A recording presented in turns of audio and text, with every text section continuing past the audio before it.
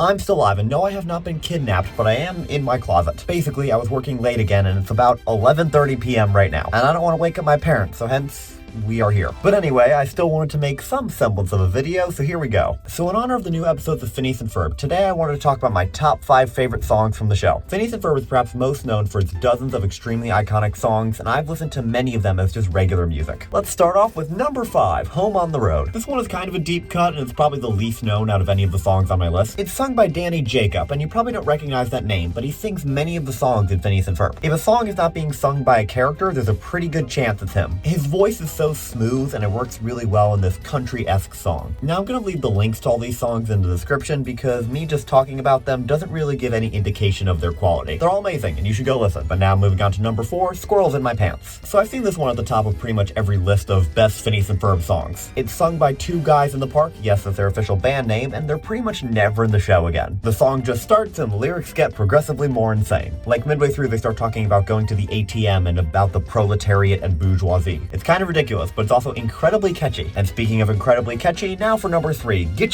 Goo. This is another one of the most popular songs in the entire show, and you've probably heard it before. Phineas and Ferb specifically made it in universe to be a one-hit wonder pop song. I've got to adjust my knees, I have no space. Also, a small detail I love about this song is that in the episode, Phineas mentions that he wants it to eventually become elevator music. It's one of the items on his checklist to officially have a one-hit wonder. From that point on, Get Goo is subtly used as elevator music many times throughout the show. I love that detail, and it took me rewatching a lot of episodes of Phineas and Ferb to pick up on it. Alright, now for number 2, which might be surprising, Tatooine. This one is from the Star Wars crossover special, which might be my favorite episode of the show. It's basically just Phineas singing about how great Tatooine is, the planet from Star Wars, with a brief rap interlude from Ferb. And I don't know, there's something about Phineas passionately singing about something he loves that really gets me. It's a great song, and it makes me feel like a proud citizen of Tatooine. Okay, I'll be right back. I need to stretch my legs. Why'd I stay behind late to help it work? Oh my gosh. Alright, finally for my favorite Phineas and Ferb song, Summer, Where Do We Begin? I've talked about this song on the channel before, but it's not just my favorite Phineas and Ferb song, it's also just my favorite song. This one's from the first Phineas and Ferb movie, Across the Second Dimension, and basically a lot of the stuff I said about Tatooine applies here. It's upbeat, it's passionate, and it makes me love summer. You know, as I'm making this, it's just occurring to me that Phineas is probably my favorite singer in the show, or I guess Vincent Martella, his voice actor. All the top 3 songs on this list are primarily sung by him. But yeah, if you want to hear me talk about this song more, click on the playlist that'll be on screen in a few seconds. I talked about in the second video of this series about why I love summer. But anyway, that's it for today. I figure I should probably show you the closet setup I'm working with here. Alright, so